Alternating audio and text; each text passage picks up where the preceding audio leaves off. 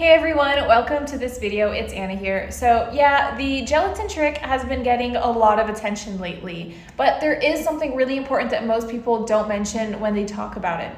So this trick isn't about gelatin by itself. You see, it's about how this daily ritual fits into a routine that supports a lighter body pattern over time.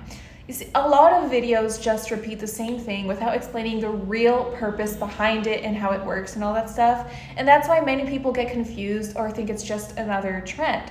You see, the reason this works for so many people around the world is because it's really simple, natural, and easy to include consistently without extreme rules or complicated steps in your day-to-day life.